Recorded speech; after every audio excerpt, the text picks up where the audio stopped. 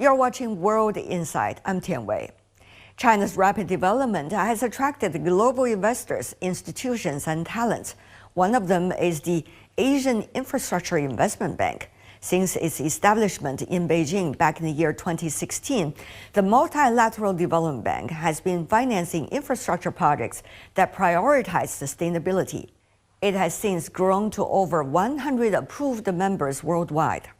How does global institutions like AIIB see the strength of that of the economy in China? And how can China attract more global talents? I asked those questions to Danny Alexander, Vice President for Policy and Strategy with AIIB. You are here in China for 9 years. You see common goal of foreign expats here in this city and also in this country. Are they going to like migrant birds, even leaving at times but coming back in the future? What does it take for this city, which you've been living in, and also this country to be attractive to everyone? So I've enjoyed many aspects of living here in Beijing. I think for Beijing really to become a truly international center, which is what Beijing aspires to be, it needs to think about all of those things. The good environment, very important. That is a great success. More to do, but a great success. But also the kind of international feeling of the city. It's important that you can attract people from all over the world, not just in embassies, but more broadly, let them feel at home. AIB is a beacon for that. You know, we have more than 600 staff now from more than 60 different countries around the world. You know, coming here with their families, and we are constantly working with the local authorities to see how can we improve that environment.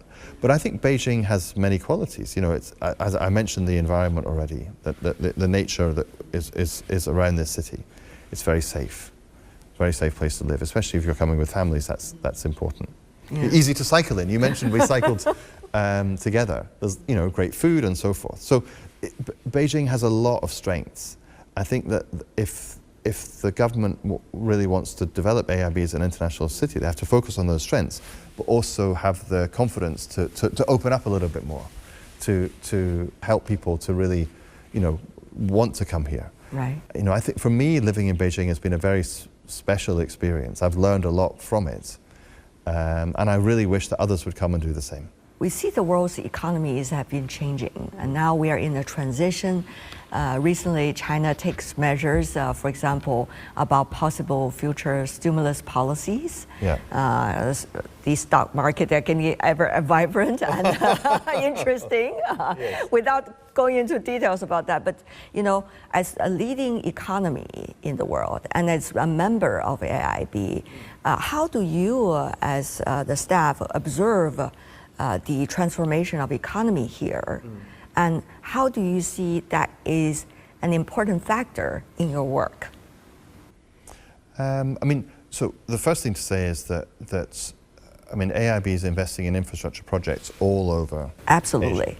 Asia. And so we are focused on the high quality impact we can make, whether it's in China, India, Indonesia, Turkey, Egypt, many other members.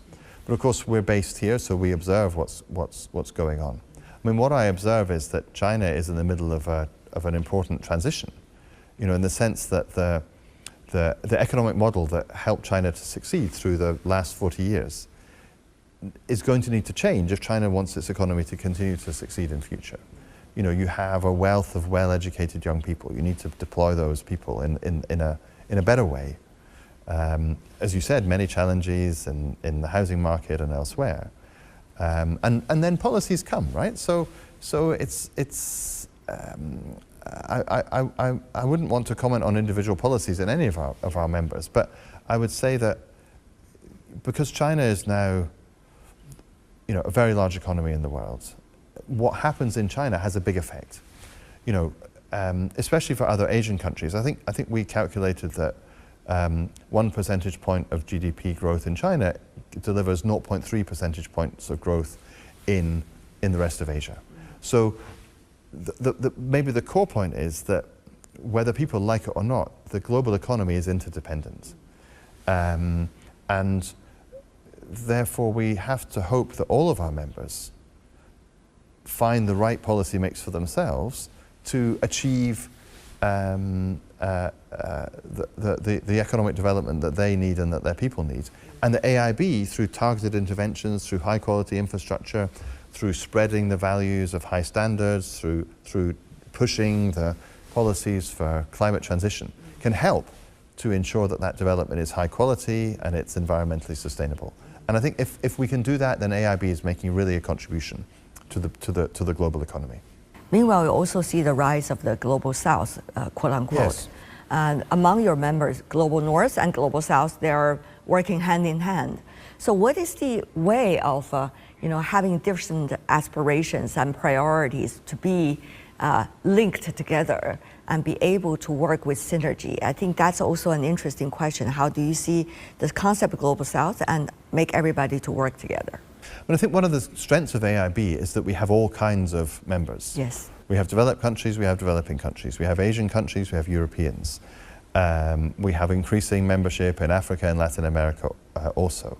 And so it's truly global in terms of the membership and the influences. But I think what's important is to say that although the perspectives are different, all of those members are committed to the same fundamentals in terms of high quality multilateral governance, in terms of real quality in terms of the investments, the kind of core goals about supporting economic development through infrastructure investment, and especially environmentally sustainable, technology-driven development.